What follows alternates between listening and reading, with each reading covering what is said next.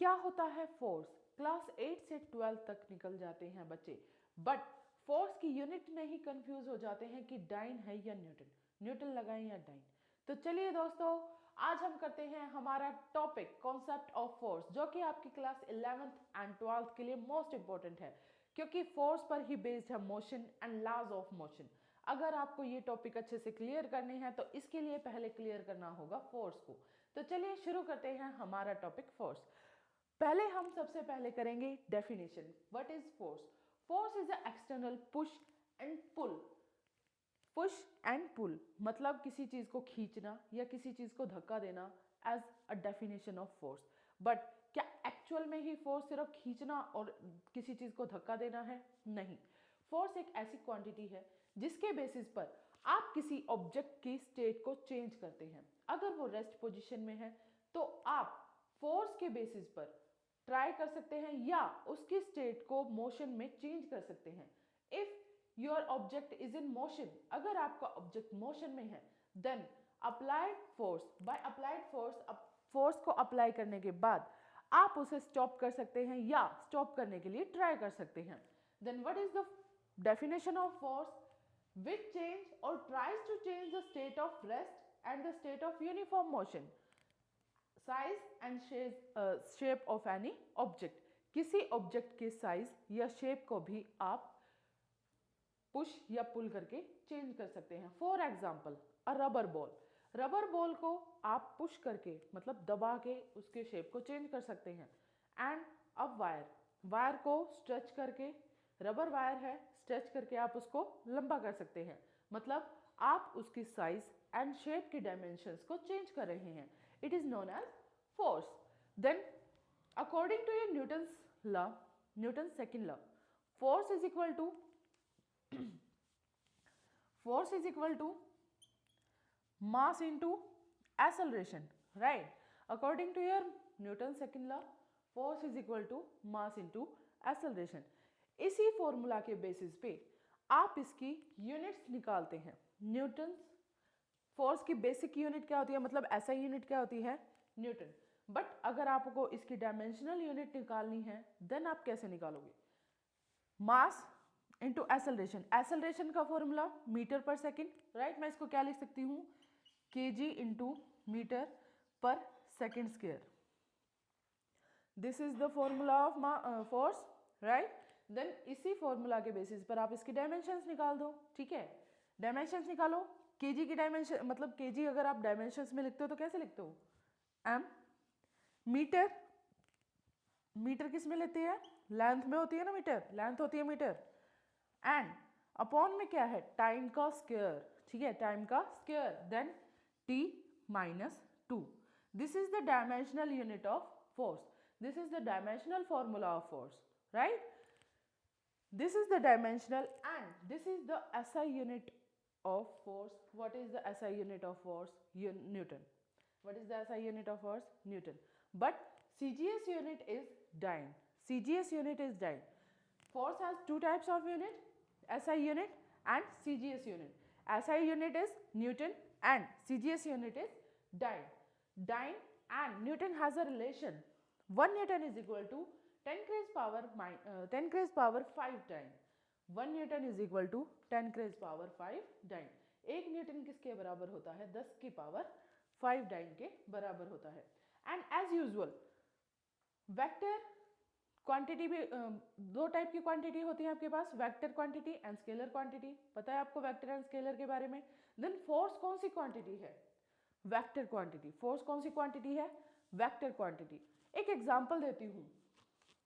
अगर आपको इस बॉक्स को इस डायरेक्शन में पुश करना है, मतलब धक्का देना है, देन डायरेक्शन डिस्प्लेसमेंट इस डायरेक्शन में होनी चाहिए, तो ऑब्वियस सी बात है फोर्स आप इस डायरेक्शन में तो अप्लाई करोगे नहीं।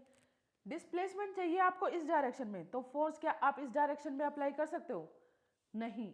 देन इससे आपको क्या समझ आता है कि अगर आपको डिस्प्लेसमेंट कहीं पर चाहिए, अगर आपको किसी ऑब्जेक्ट को या डिस्प्लेसमेंट को या कोई भी चीज लेकर आना है, तो फोर्स की डायरेक्शन मायने रखती है।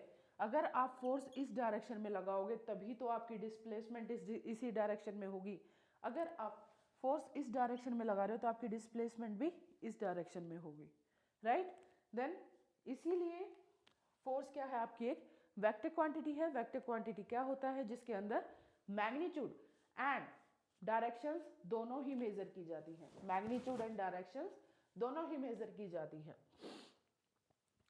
तो चलिए, ये थी फोर्स की कुछ बेसिक सी नॉलेज।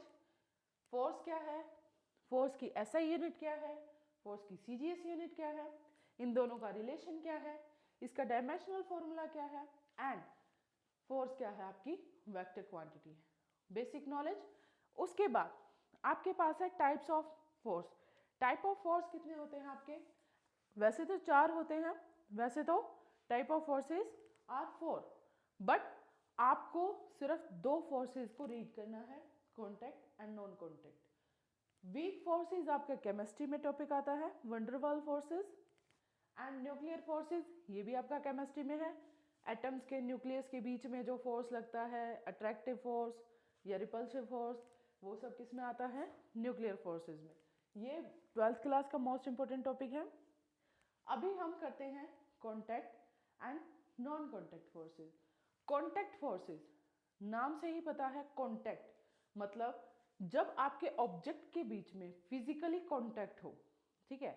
जैसे आप दरवाजा खोलते हो, दरवाजा खोलने के लिए फोर्स अप्लाई करते हो, देन आप बिना टच किए तो दरवाजा खोल नहीं सकते। दरवाजे को टच करते हो आप, तभी तो उसके ऊपर फोर्स अप्लाई करते हो, है ना। किसी चलती हुई गाड़ी को धक्का मार के रोकते हो, या फिर किसी रुकी हुई गाड़ी को धक्का मारते हो, तो बिना हाथ लगाए तो धक्का लगेगा नहीं, राइट। उसको टच तो आपको करना पड़ेगा। तो जिस चीज में फिजिकली टच ऑब्जेक्ट हो जाता है वो क्या होता है आपका कॉन्टैक्ट फोर्सेस, ओके। वो क्या है आपका कॉन्टैक्ट फोर्सेस। तो कॉन्टैक्ट फोर्सेस में आपके 4 टाइप्स हैं। इसका फर्स्ट टाइप है tension force. Tension force, tension दिमाग वाला टेंशन नहीं भाई, एग्जाम पास आ गए सर पे टेंशन लेके बैठ गए, वो वाला फोर्स नहीं, नहीं। टेंशन फोर्स स्ट्रेचिंग फोर्स होता है। फॉर एग्जांपल जैसे कोई वायर है, आप उसको स्ट्रेच करते हैं, देन स्ट्रेच के ड्यूरिंग उसके अंदर टेंशन फोर्स आ जाता है, राइट। टेंशन फोर्स आ जाता है। किसी बलून को आप ऐसे स्ट्रेच करते हैं, उसके अंदर टेंशन फोर्स आता है। तो स्ट्रेचिंग जहाँ पर होती है वहाँ टेंशन आता है, ओके। नेक्स्ट है नॉर्मल रिएक्शन। नॉर्मल रिएक्शन मतलब अगर कोई ऑब्जेक्ट, सपोज आपके पास एक स्लोप है, ये स्लोप है, ठीक है, इसके ऊपर ये बॉक्स है, ये बॉक्स नीचे की तरफ जा रहा है, तो ये जो बॉक्स है ये भी तो इसके ऊपर भी तो फोर्स लगाता है। मतलब आपने ये कहावत, आपने ये बात सुनी है ना, every action has an opposite and equal reaction. हर एक एक्शन का एक ऑपोजिट और इक्वल रिएक्शन होती है। तो वो किसके अंदर है, नॉर्मल रिएक्शन के अंदर है। मतलब अगर आप किसी चीज के ऊपर फोर्स अप्लाई करते हैं, देन वो ऑब्जेक्ट भी आपके ऊपर उतना ही एंड इक्वल लेवल पे फोर्स अप्लाई करता है। It is known as normal reaction. वो क्या है आपकी नॉर्मल रिएक्शन है। उसके बाद है स्प्रिंग फोर्स। स्प्रिंग फोर्स, आपने स्प्रिंग देखा है, सबने देखा है स्प्रिंग क्या होता है, ठीक है। तो उस टाइप का फोर्स क्या है आपका स्प्रिंग फोर्स। नेक्स्ट है फ्रिक्शन फोर्स। फ्रिक्शन फोर्स क्या होता है, एनीबॉडी। फ्रिक्शन फोर्स आपका एक ऑपोजिट फोर्स होता है जो आपके मोशन के अपोज करता है। मतलब सपोज आप अर्थ पे मूव कर रहे हैं, आप अर्थ पे मूव कर रहे हैं, देन अर्थ आप पर फ्रिक्शन फोर्स लगाती है। अर्थ क्या करती है, फ्रिक्शन फोर्स लगाती है। मतलब अगर अर्थ फ्रिक्शन फोर्स ना लगाए तो जैसे तेल पर आप फिसल के गिर जाते हो ना, ऐसे ही आप बार बार गिरोगे, राइट। आप अर्थ पे चलते ही क्यों हो, बिकॉज अर्थ आपके ऊपर फ्रिक्शन फोर्स लगाती है, जिसकी वजह से आप मूव कर जाते हो, जिसकी वजह से आप चल सकते हो। अगर अर्थ आपके ऊपर फ्रिक्शन फोर्स ना लगाए तो आप धड़ाम से गिरोगे बार बार। जैसे तेल के ऊपर पैर रखते हो, तेल के ऊपर गिर जाते हो, या किसी चिकनी जगह पे ज़्यादा जल्दी गिरते हो आप, ठीक है। तो क्या होता है फ्रिक्शन फोर्स, जो आपके मोशन के ऑपोजिट लगता है, जो आपके मोशन के ऑपोजिट लगता है। क्लियर। उसके बाद है non contact force. Non contact जिसमें फिजिकल टच नहीं होता, जिसमें फिजिकल टच नहीं होता, मतलब ऑब्जेक्ट एक दूसरे के ऊपर फोर्स भी लगा रहे हैं बट एक दूसरे को बिना टच किए। क्लियर। एग्जाम्पल देखते हैं इसके, जैसे ग्रेविटेशनल फोर्स है। ग्रेविटेशनल फोर्स की डेफिनेशन क्या थी, आपने 9th क्लास में भी पढ़ी है, क्या थी? फोर्स बिटवीन टू ऑब्जेक्ट्स, दो ऑब्जेक्ट्स जब एक दूसरे के ऊपर अट्रैक्टिव फोर्स लगाते हैं then it is known as gravitational force. किया है आपने, यूनिवर्सल लॉ भी किया है आपने फोर्स का, F is equal to G m1 m2 upon R square, right? किया है सबने, तो वो है आपका ग्रेविटेशनल फोर्स। अब एक बात बताओ, अर्थ के सेंटर से सबसे ज्यादा ग्रेविटेशनल फोर्स कहां से लगता है? अर्थ के सेंटर से। अर्थ के सेंटर से आपकी बॉडी के ऊपर फोर्स लग रहा है ग्रेविटेशनल फोर्स, या वो न्यूटन वाला लॉ है ना भाई, न्यूटन ने एक एप्पल को नीचे गिरते हुए देखा तो उसने सोचा भाई इसके ऊपर कौन सा फोर्स लग रहा है। अब क्या अर्थ ने उस एप्पल को हाथ लगा के तोड़ा था? नहीं, ऊपर से एप्पल टूटा तो वो नीचे गिर गया, किसकी वजह से? ग्रेविटेशनल फोर्स की वजह से। तो क्या अर्थ ने उसको टच किया था? नहीं किया था, अर्थ ने उसको टच नहीं किया था, ठीक है? तो इस टाइप के फोर्सेस आपके कौन से हैं? Non contact forces. नेक्स्ट है इलेक्ट्रोस्टैटिक। इलेक्ट्रोस्टैटिक के अंदर आपके चार्ज के साथ डील किया जाता है। चार्ज मतलब पॉजिटिव एंड नेगेटिव चार्ज, या बोल दो ना ऑपोजिट ऑलवेज अट्रैक्ट, मतलब positive charge and negative charge एक दूसरे को अट्रैक्ट करते हैं, या फिर पॉजिटिव चार्ज दूसरे पॉजिटिव चार्ज को रिपल्स करता है, रिपल्शन करता है, उसको अपने से दूर भगाता है, ठीक है? तो वो क्या है आपका इलेक्ट्रोस्टैटिक चार्ज। नेक्स्ट है मैग्नेटिक फोर्स।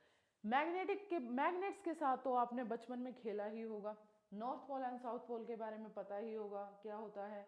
नॉर्थ पोल को रिपल्स करता है and north pole south pole को अट्रैक्ट करता है। तो क्या वो टच करता है, उसको टच करता है? या फिर नॉर्मल सी बात लगाओ कि मैग्नेट ले लो और एक लोहे की कील ले लो, उसके आसपास ऐसे घुमाओ तो वो उससे चिपक जाएगी। क्या आपने उसको टच किया था? टच किया था? नहीं किया था। विदाउट टच आपने उसको क्या किया? अपने पास अट्रैक्ट कर लिया, मैग्नेट के पास अट्रैक्ट कर लिया, then it is known as magnetic force, ठीक है? एंड ये किस श्रेणी में आ जाता है, किस सीक्वेंस में आता है? आपका नॉन कॉन्टैक्ट फोर्स। क्लियर? तो ये था आपके फोर्स के बारे में छोटी सी नॉलेज, छोटा सा कॉन्सेप्ट आपका जो कि मोस्ट इंपॉर्टेंट है।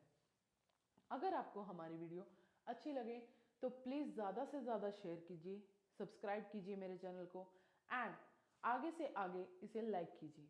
थैंक यू एंड नमस्ते।